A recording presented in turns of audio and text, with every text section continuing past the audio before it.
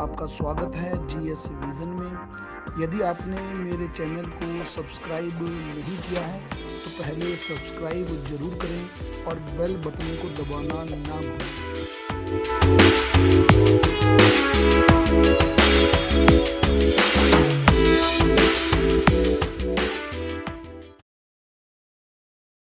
नमस्कार साथियों, संघ की कार्यपालिका सीरीज़ में आज हमारा टॉपिक रहेगा भारत का महान्यायवादी या भारत में विधिक अधिकारी पद कौन कौन से हैं। इससे पहले राष्ट्रपति पढ़ चुके हैं और उपराष्ट्रपति पढ़ चुके हैं।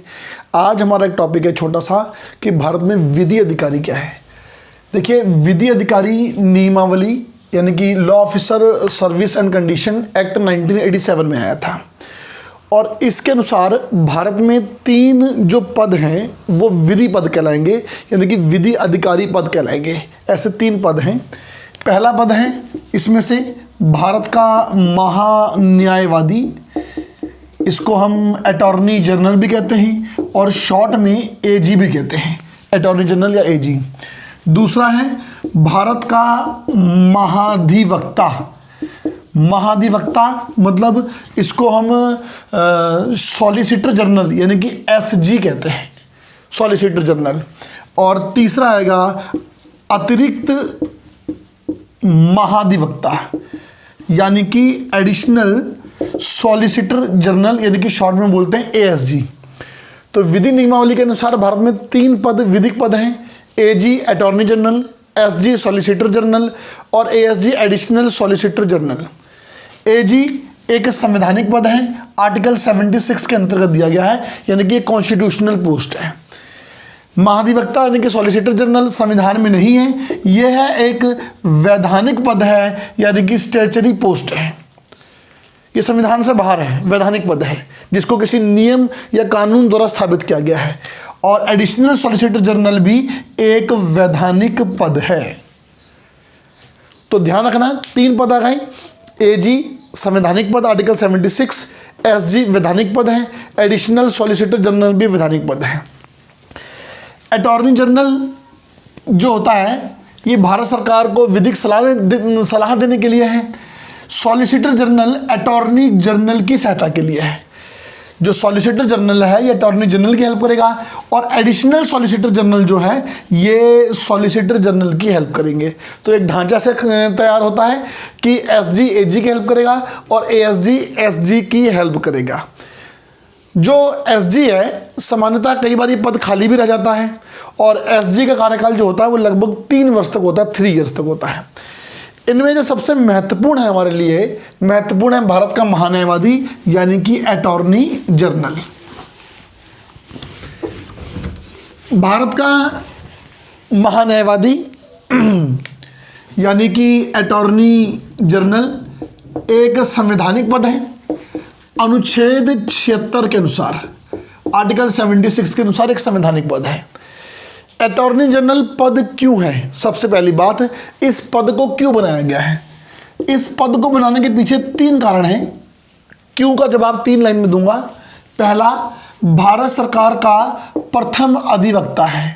ये बात ध्यान रखना, भारत सरकार का प्रथम अधिवक्ता यानी कि फर्स्ट एडवोकेट है। भारत सरकार के खिलाफ जितने भी केस करता है कोई भी, या भारत सरकार के कोई भी केस लड़ना होता है तो वो जो है वो महान्यायवादी ही लड़ता है केस। यानी कि भारत सरकार का अधिवक्ता यानी कि एडवोकेट, पहला एडवोकेट कौन होगा? महान्यायवादी, अटॉर्नी जनरल। दूसरी बात, भारत सरकार का विधिक सलाहकार है। ये विधिक यानी कि लीगल एडवाइस देता है भारत सरकार को।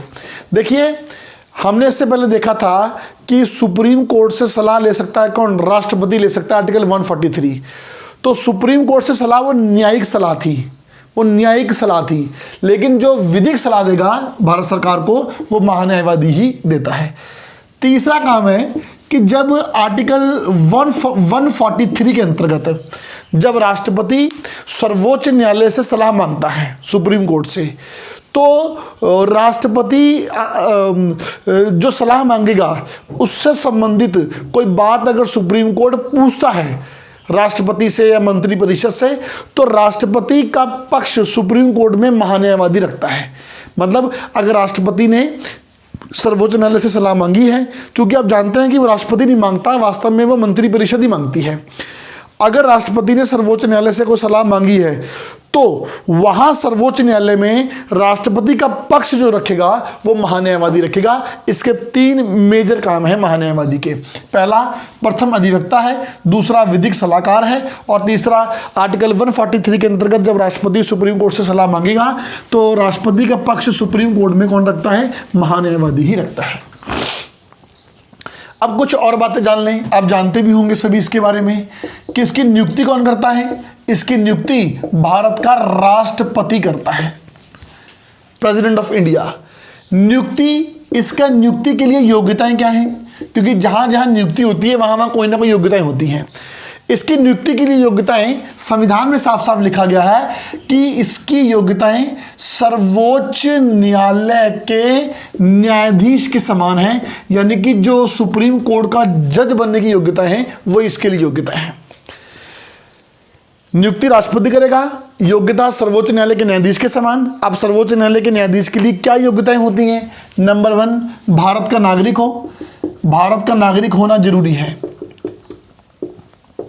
नंबर 2, सुप्रीम कोर्ट का न्यायाधीश बनने की योग्यता। नंबर 2, कम से कम, यानी कि एटलीस्ट, कम से कम और लगातार। देखिए इस बात को समझिए, दोनों में अंतर है, कम से कम और लगातार।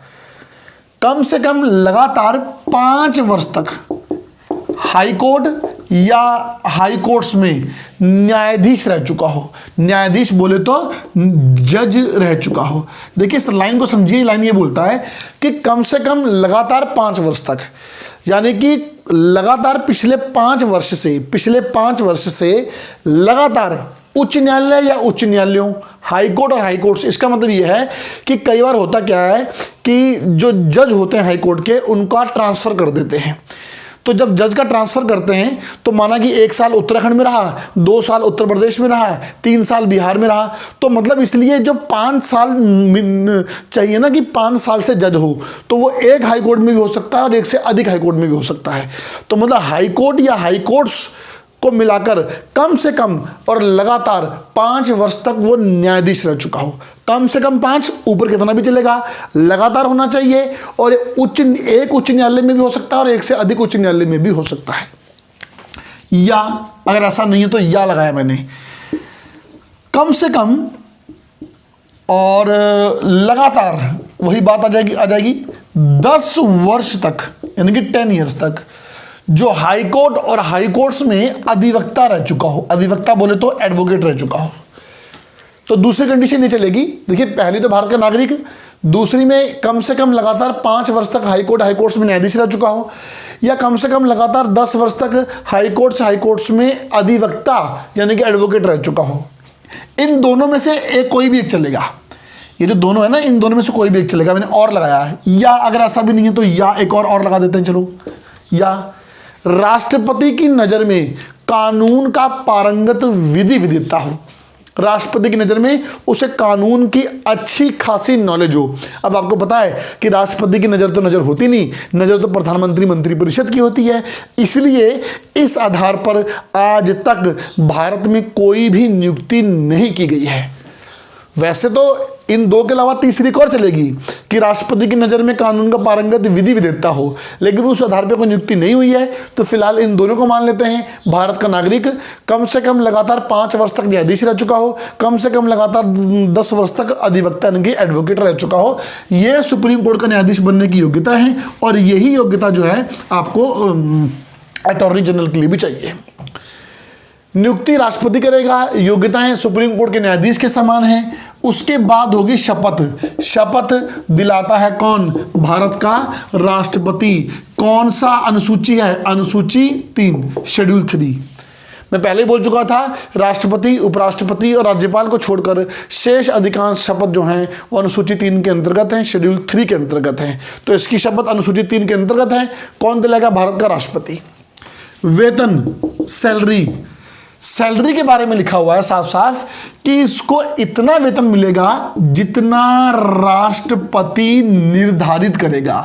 इस पॉइंट को ध्यान रखना, इसका वेतन उतना मिलेगा जितना संसद नहीं, राष्ट्रपति निर्धारित करेगा, यानी कि प्रधानमंत्री मंत्रिपरिषद निर्धारित करेगी, उतना इसको वेतन मिलेगा। ये बात आप सभी जानते होंगे, लेकिन एक बहुत महत्वपूर्ण बात जानिए कि महान्यायवादी का वेतन राष्ट्रपति निर्धारित करता है और महान्यायवादी का वेतन भारत की संचित निधि से दिया जाता है।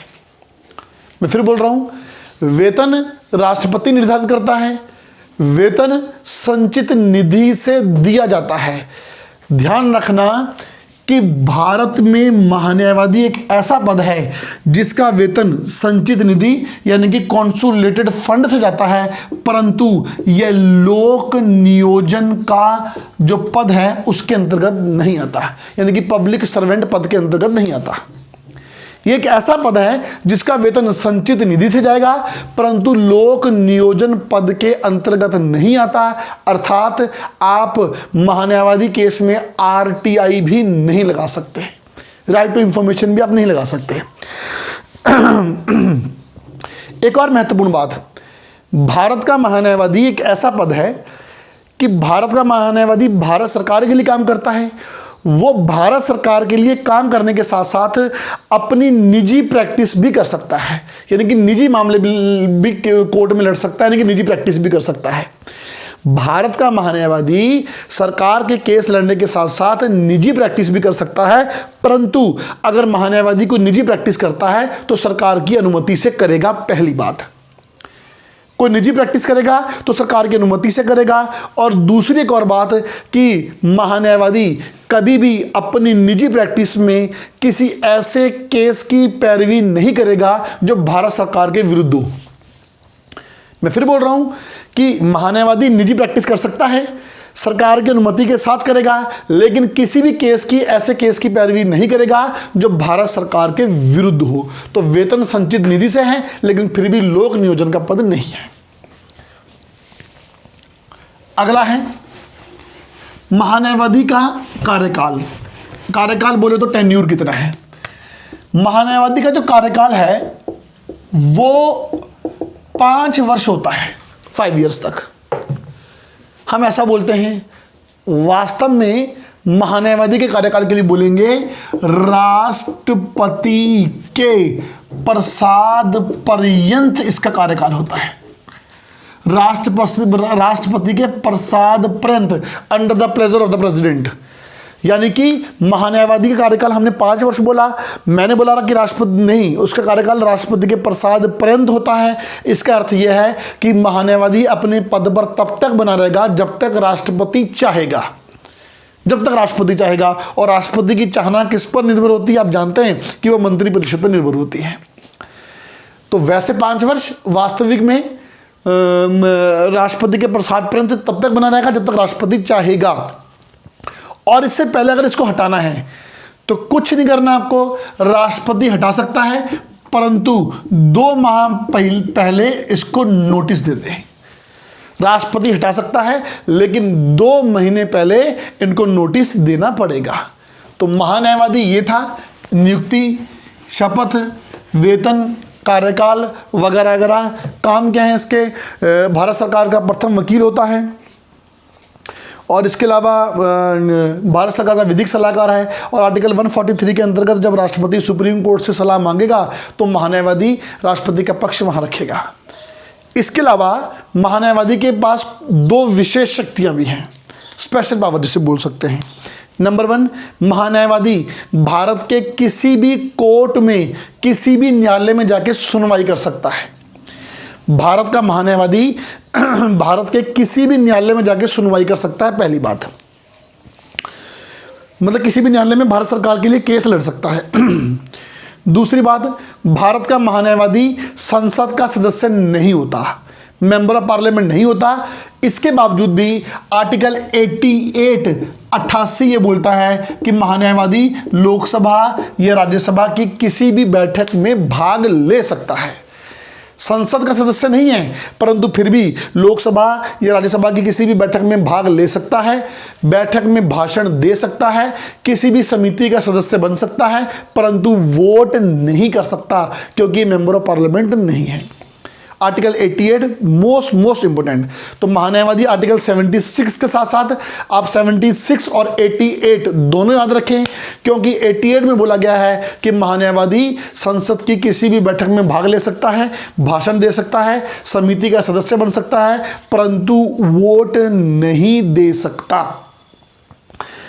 ऐसा ही एक पद जो मैं बात कर रहा हूं कि वोट नहीं दे सकता, भारत में शुरू हुआ था 1833 के चार्टर के अनुसार, 1833 चार्टर, जिसमें बोला गया था कि गवर्नर जनरल की परिषद में एक चौथा मेंबर होगा, फोर्थ मेंबर, जो गवर्नर जनरल की परिषद में, काउंसिल में भाषण दे सकता है और कोई भी अपनी सलाह रख सकता है, परंतु वोट नहीं कर सकता। और वो पद विधिक पद होगा, यानी कि जो होगा वो लॉ पोस्ट होगी। तो मतलब साफ है कि भारत में महान्यायवादी का जो बीजारोपण हुआ है वो 1833 के चार्टर से ही माना जाता है। एक बात और ध्यान रखिए कि भारत में महान्यायवादी का जो पद है वो ब्रिटेन के महान्यायवादी पद की भांति है, यानी कि भारत में महान्यायवादी का पद ब्रिटेन के महान्यायवादी पद से ही लिया गया है। लेकिन एक बड़ा अंतर है भारत के महान्यायवादी और ब्रिटेन के महान्यायवादी में, वो ये है कि ब्रिटेन में ब्रिटेन में विधि मंत्री होता है, यानी कि जो लॉ मिनिस्टर होता है, विधि मंत्री ही महान्यायवादी होता है। भारत में विधि मंत्री जो होता है वो मंत्रिमंडल का भाग है, यानी कि मंत्रिमंडल कैबिनेट का भाग है, और जो महान्यायवादी है वो मंत्रिमंडल या मंत्रिपरिषद का भाग नहीं है। ब्रिटेन में क्या होता है कि जो विधि मंत्री होगा उसी के अंदर महान्यायवादी की पावर होगी, यानी कि ब्रिटेन में दो पदों पर एक ही व्यक्ति है, विधि मंत्री ही महान्यायवादी है। भारत में विधि मंत्री अलग है, महान्यायवादी अलग है। तो होता क्या है कि जब ब्रिटेन में सरकार गिरती है तो सरकार गिरने से विधि मंत्री भी गया, और विधि मंत्री गया तो महान्यायवादी पद भी गया, यानी कि ब्रिटेन में अगर सरकार गिरेगी तो महान्यायवादी पद भी समाप्त हो जाएगा। भारत में ऐसा नहीं है, भारत में सरकार गिरेगी तो गिर जाए लेकिन महान्यायवादी पद बना रहेगा, क्योंकि महान्यायवादी का मंत्रिमंडल या मंत्रिपरिषद से कोई भी मतलब नहीं है, जैसा कि ब्रिटेन में होता है। तो ये तो था भारत के विधिक पद कौन कौन से हैं। भारत का महान्यायवादी, भारत का महाधिवक्ता और अपर महाधिवक्ता। जैसे आपने ये भारत सरकार के लिए पढ़े, बिल्कुल उसी प्रकार से राज्य सरकार के लिए होते हैं, जिसे बोलते हैं राज्य सरकार का महाधिवक्ता या बोलते हैं advocate general of state government. राज्य सरकार का महाधिवक्ता अनुच्छेद 165 आर्टिकल 165 पे है, अनुच्छेद 165 में है। और राज्य सरकार का महाधिवक्ता राज्य विधानमंडल की किसी भी बैठक में भाग ले सकता है, किसी भी समिति का सदस्य बन सकता है, भाषण दे सकता है और वोट नहीं करेगा, ये बोला गया आर्टिकल 177 में। तो यहाँ पर 76 और 88 याद रखा। स्टेट में याद रखना है आपको आर्टिकल 165 एंड 177। और स्टेट में राज्य का महाधिवक्ता बनने के लिए वही योग्यता होनी चाहिए जो उच्च न्यायालय का न्यायाधीश बनने के लिए होती हैं। तो ये तो था हमारा महान्यायवादी का पद। आपको कैसा लगा कमेंट बॉक्स में कमेंट करके जरूर बताएं। कल मिलेंगे भारत के प्रधानमंत्री और मंत्रिपरिषद की संरचना क्या है, कैसे काम करता है, क्या क्या इनकी ड्यूटीज़ हैं, कैसे भंग हो सकता है। इसके साथ थैंक यू वेरी मच।